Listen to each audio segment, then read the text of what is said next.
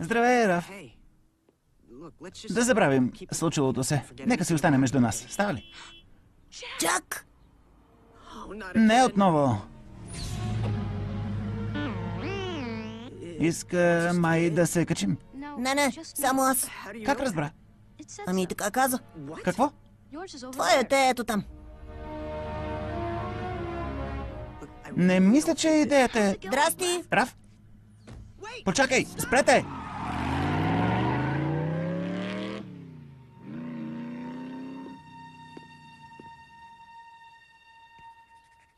Това е най-якия мотор на света. Приемни родители? Нямаме.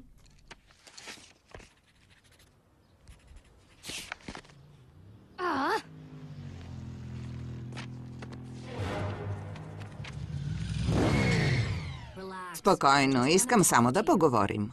Искаш да кажеш двамата с новия ти приятел? Хлапе, не разбираш доста неща. Разбрах.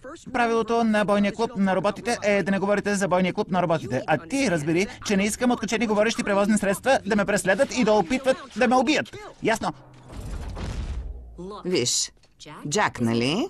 Именно заради личната ти безопасност Оптимус Прайм иска да те види. Оптимус, чи? Може би си в опасност, защото си един от малкото, да не кажа единственият, който ни е виждал. Какво чакаш, момче? Отивай! Проклятие!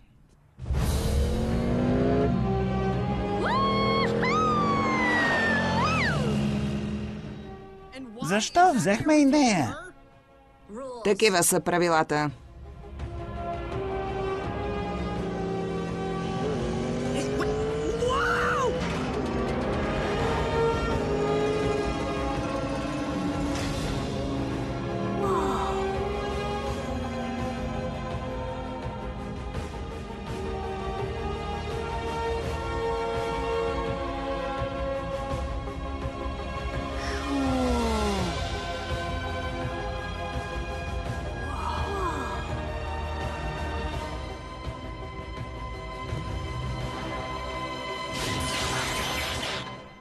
Нали каза двама? Хората се размножават, не си ли чувал? Аз съм Раф. Аз съм Мико. А вие кои сте? Бълкхед. Автомобил ли си? Сигурно товарен. Огромен камион. Харесваш ли хеви метал? Колко тежиш? Да не използваш метална круша за боксови тренировки?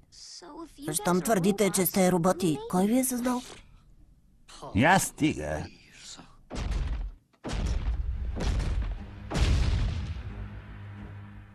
Ние сме автономни роботизирани организми от планетата Кибертрон. Познати сме като автоботи. Защо сте тук? За да защитим планетата ви от десептиконите. Шегаджиите, които опитаха да ни видят сметката с нощи. Добре. А те защо са тук? Добър въпрос, Джак. До някъде са тук, защото планетата ни е необитаема.